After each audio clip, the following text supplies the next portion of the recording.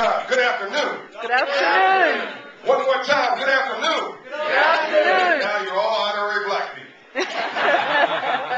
You just heard from the cool prince, the people's prince, the crown prince, and my friend Pekka Himanda. Without Pekka, none of this wouldn't have happened today, and the young global leaders, David, and all of them. We have board members here from Global Dignity, Irene Chu, a family of people. But I'm going to make my remarks short, and anybody who knows me, they're shocked. But I'm going to make my remarks short because we want to get to the real crowning achievement for the day.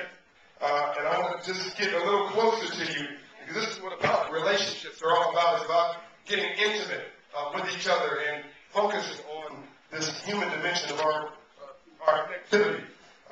In fact, this mic not working very well. Can you hear me okay? You can hear me okay?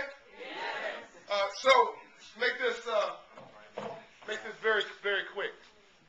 Life's about choices.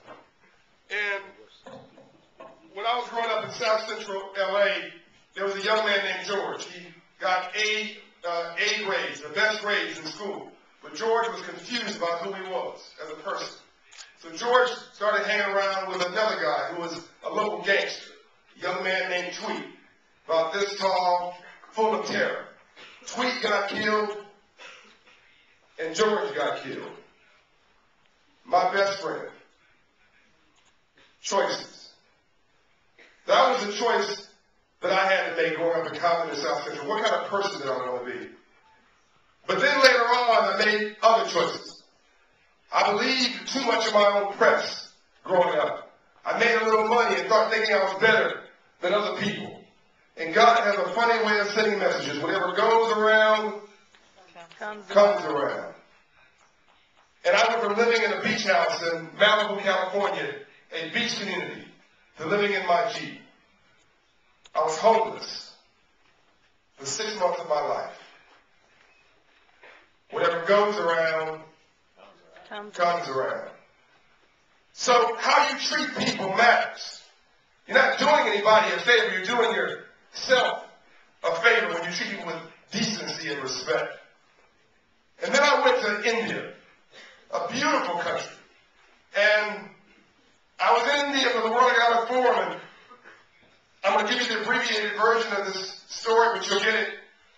I want to give a speech, and again, I thought I knew something about dignity and about people. And after the speech, I went back to my hotel room. It was about 10 o'clock at night, 11 o'clock at night, and I remember I left my wallet. I didn't have my wallet, and so I called the university. Can you please send the driver back with, you get spoiled until you start assuming you're going to get a driver. So please send the driver back with my wallet. He said, I'm sorry, there was no driver. That was a taxi. We have no idea where your wallet is. So at 11 o'clock and 12 o'clock, they called the number for the taxi. 1 o'clock in the morning, they called the number. 2 o'clock in the morning, they called the number of the taxi. Nothing. I assumed the worst. I'd never see my stuff again. Went to sleep. Everything was in my wallet. Passport, money, everything.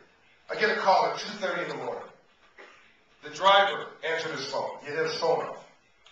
He went into the back of his taxi. He found your wallet. He's coming to the hotel. I get up and I run downstairs, and I had a bellman to translate for me because he didn't speak English, the driver. The driver shows up. He makes about 2,500 Indian rupees, this Archbishop. About 2,500 Indian rupees is about $70 US. And he hands me my wallet, Irene, and I look through it, and I'm ashamed to say I admit it, and I assumed that nothing would be there. Everything was there. Not a dollar had been touched.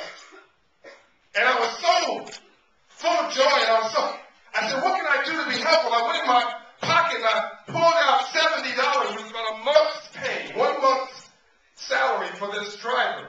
And I said, let me reward you, let me thank you. And he went to the translator, and the guy said, no. I said, what do you mean, no? You must be translating wrong.